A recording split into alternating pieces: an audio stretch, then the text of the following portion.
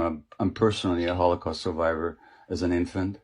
I barely survived.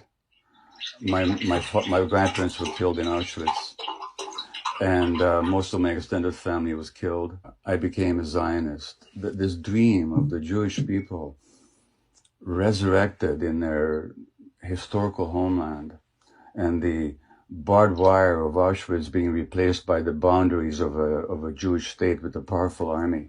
And then I found out that it wasn't exactly like that.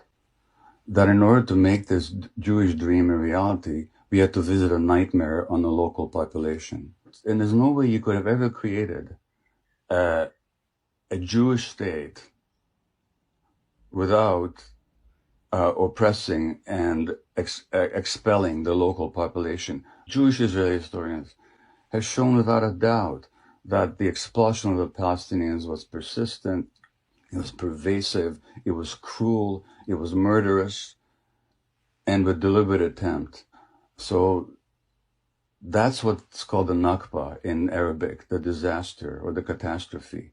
There's a law that you cannot deny the Holocaust. But in Israel, you're not allowed to mention the Nakba, even though it was at the very basis of the foundation of the state. I visited the occupied territories, Russell, during the first Intifada.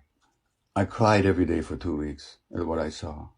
The brutality of the occupation, the petty harassment, the murderousness of it, or cutting down of Palestinian olive groves, the denial of water rights, the humiliations.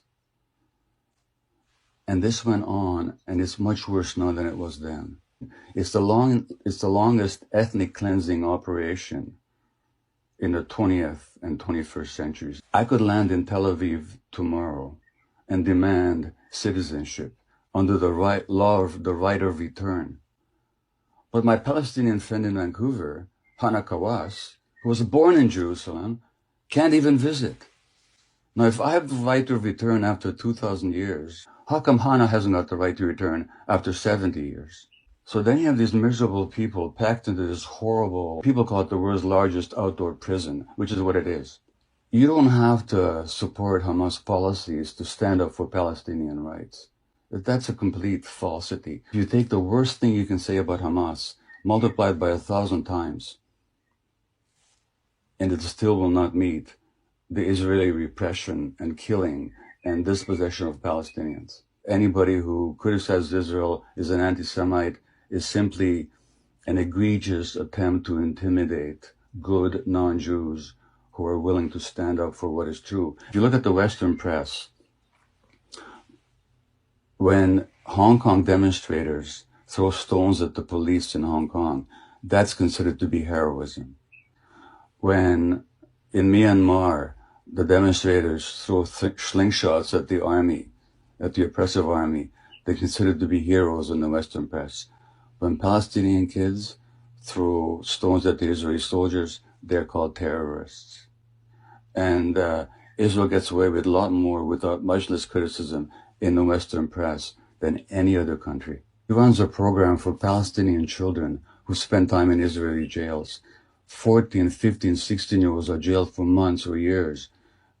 Sometimes they can't see their families for months. If she says, we don't have post-traumatic stress disorder here because the trauma is never post. The trauma is daily, she said. If he's got any ounce of humanity left, he would cry like I did for 2 weeks when I was there. Anybody can go on YouTube and listen to Ilan Pappé, an Israeli historian. Anybody can listen to Norman Finkelstein, a Jewish professor, world expert on Gaza, who was denied tenure at his university because of his public speaking against Israeli policy.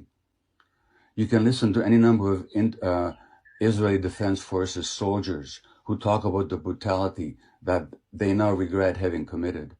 You can listen to Israeli pilots who talk about why they refuse to fly over Gaza because of the atrocities they're made to commit. You can